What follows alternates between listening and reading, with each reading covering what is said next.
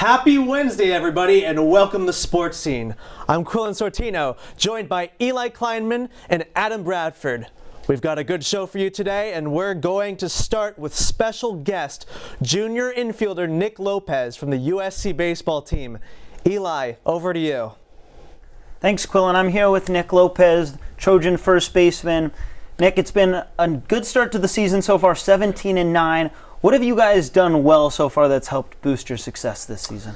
I'd say we bring a lot of energy from inning 1 to inning 9. I'd say the family connectedness we have as a team has really brought us together and kept us together through, down runs or up runs. And I think the energy that we bring to the field every day at practice and bring it to the field has also had attributed to our success as a team. And late innings, you guys have put on some shows late in ball games, comeback kids, some may say. You guys have come back and scored the go-ahead run 7 times in the 8th inning or later. What is your guys' mentality going into those late at-bats to help you guys come back and win these games when you guys are trailing for much of the game? I'd say a lot of our guys start to dial it in. We have our plans and we execute them. I'd say in the 8th inning is like right when we start getting it going, and I would want it to be earlier, but it happens just to be in the 8th inning, and we get it going, and when we do get it going, it starts rolling, and it's really fun to be a part of. Certainly a lot of excitement. A walk-off already this season as well. You played at Santa Ana Community College last year, hit .380 after transferring from University of Illinois Chicago. Then you chose to come to USC. You're a Southern California native. What went into your decision to choose USC as your school? Definitely coming from Chicago my freshman year, I wanted to be back home in California, sunny, play in the baseball weather, and I wanted to be part of something bigger than baseball, a family. The Trojan family I feel like has been really brought their hands out, and I wanted to be a part of that. And I wanted to also be part of the legacy of USC and being a part of that and have something special to bring to this team. USC is arguably the greatest college baseball program of all time. They've won 12 national titles. No other team has won 6. This weekend, though, you face one of your toughest tests in a top 5 team in Oregon State. They throw out one of the best pitchers on Friday in Jerpy. What do you guys have to do well this weekend to win this series against Oregon State? I think we just keep playing like we're playing, competitive, bringing the energy that we always bring every weekend, just executing our plans and not trying to make it bigger than it needs to be. I think just being ourselves and staying as a family is really going to help us win this series. Well, good luck this weekend, and thank you for being here with us today. Thank you. Back to you, Quillen. Thanks, Eli. From the dough to the show. After a contentious lockout, Major League Baseball finally opens its season tomorrow. The Dodgers are certainly happy to be back on the field. They are absolutely loaded. Adam, what's your expectations this year for the Dodgers? I mean, given the roster that the Dodgers have, it seems like every year for them these days is championship or bust, and I don't think that changes at all this year. I mean, you already have a roster with Mookie Betts, Clayton Kershaw, Cody Bellinger, Walker Buehler, absolutely loaded with talent, and then you go and added former All-Star and former MVP and Freddie Freeman to that. It's just absolutely loaded, and it seems like the past 5 years or so, anytime the Dodgers don't win a World Series, it's viewed as a disappointment. And I don't see how that changes at all this year when you're only adding Freddie Freeman to an already really talented roster. What do you think, Eli? If they don't win the title this year, it's a complete failure. They have the best lineup, arguably in the 21st century. This team has added pieces. They added Craig Kimbrell in the back of the bullpen to replace Kenley Jansen. They added Freddie Freeman. Sure, they lost Corey Seager. This team has won more games than any other team over the last decade, and yet only has one championship in a shortened 60-game season. They could win all 162 games this season. If they don't win the title, it's a failure. It doesn't matter what they do during the regular season. I have to stop you right there, though, because I think that the word championship or bust is not really an appropriate word to use for the Dodgers, because the Dodgers are a team that have the influx of talent, and they also have the money. They have the ownership that's committed to spending and constantly winning every single year. So you have these teams like the Royals, these small market teams that can't do it every single year. They have their own window, but the Dodgers, every single year is a new opportunity. But with this much talent, how can you argue that they shouldn't win the title? They are clearly better than every other team, which means they are clearly championship or bust. If you argue they should be winning the title this year without a doubt, then it's championship or bust. So for this season, it's bust. But in the grand scheme of things, like you have other teams that are smaller market that they can't do this formula that the Dodgers are doing. You see a lot of people from the Rays, the Tampa Bay Rays, that are coming over to the Dodgers from a small market team to a bigger financial flexibility, and you have a team like the Dodgers that can do this year in and year out. Now, let's not say that, the World Series is the ultimate goal for them, but they can do it every single year. The problem is they keep choking in the postseason, so we're going to have to see if they can get past the Braves, if they can get past the Brewers, if they can get past all these NL teams, because it's going to be tight competition. Yeah, I agree. But going off of what Eli said, the championship or bust, I'm watching the Tom Brady era Patriots. Every year they didn't win the Super Bowl was viewed as a huge disappointment, regardless of how good a year they had. Even if they came back and won it the next year, the previous year was still viewed as a disappointment. I think for the Dodgers, it's going to be the same way now. Even if they win the title next year, if they don't win it this year will always be viewed as a disappointment, regardless of whatever success they go on to have. And because I agree with you that they're set up for the long run well, but just they have so much talent that any year that they don't win a championship is just a disappointment with this kind of roster. Would you guys be surprised that the Giants finished ahead of the Dodgers again this year? Absolutely. The Giants had a great season last year, and I do expect them to make the postseason this season. They actually do have pieces coming back, and the idea that the Giants had everything go right last season isn't necessarily actually the truth. They dealt with a lot of injuries on that team in down years from some of their stars like Mike Yastrzemski, but to assume that they'd be better than the Dodgers this year again, 2 years in a row, that's asking too much from San Francisco. I think you're right. I think that would be asking too much. And while the Dodgers have sky expectations, down in Anaheim, the Angels are just trying to reach the playoffs.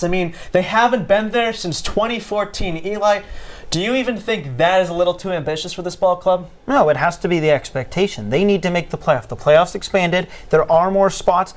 They may not be the favorites in that division. Houston's there. Seattle's a team they're going to have to compete with. But they need to make the postseason. They have the two best players in baseball in Mike Trout and Shohei Ohtani. Mike Trout's only made the postseason one time in his career. That was back in 2014. And they were eliminated in 3 games by the Kansas City Royals. This team needs to be back in the postseason. They added some pitching in Noah Syndergaard. This team has expectations for the playoffs. And if they don't get there, it's going to be a big disappointment in Anaheim.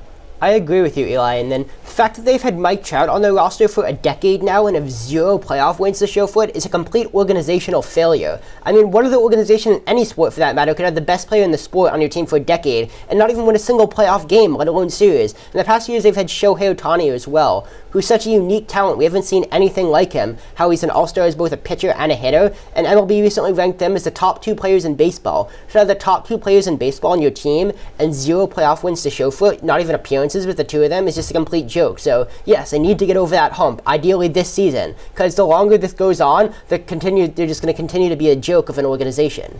I guess I have to agree with you. This team has numerous problems, but a number one problem that they have is their starting pitching, their pitching in particular. And this team is a team that went out last year in last year's draft, all 20 rounds, 20 pitchers.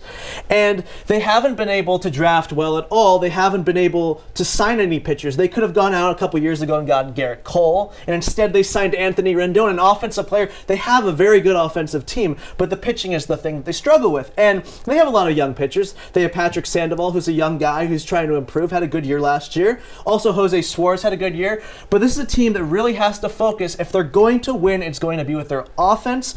It's going to be with Anthony Rendon and Mike Trout, who played a combined 94 games last year. So you're going to have them healthy. Shohei Ohtani, and the bullpen has to be good. You have Aaron Loop, who came in. Let's see if he can replicate what he had with the Mets last year. You have to see what Ryan Tepera did. He had a good year last year.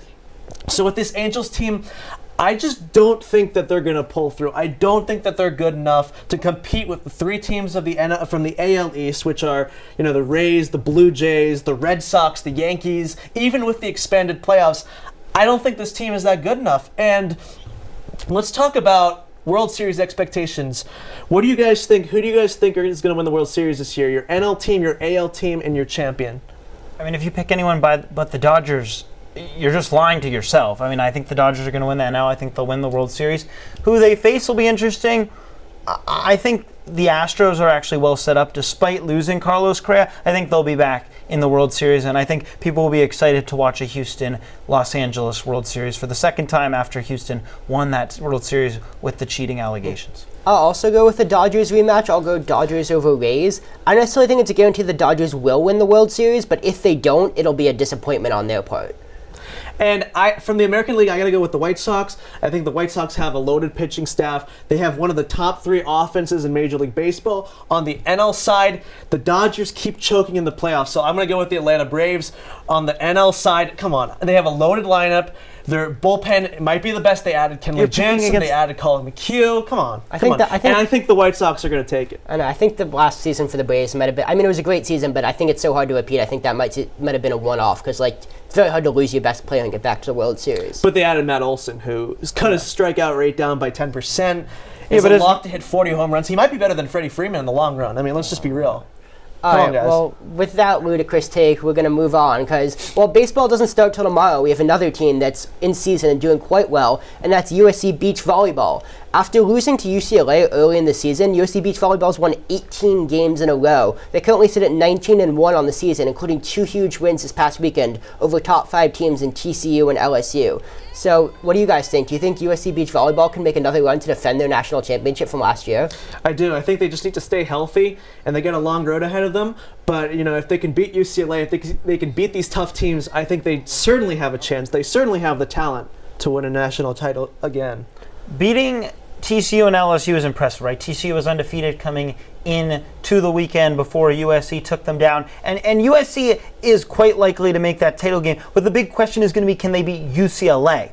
That's the team they are more than likely going to face in that title game. They've already lost once to the Bruins this season. They'll play them again before they get to the NCAA tournament.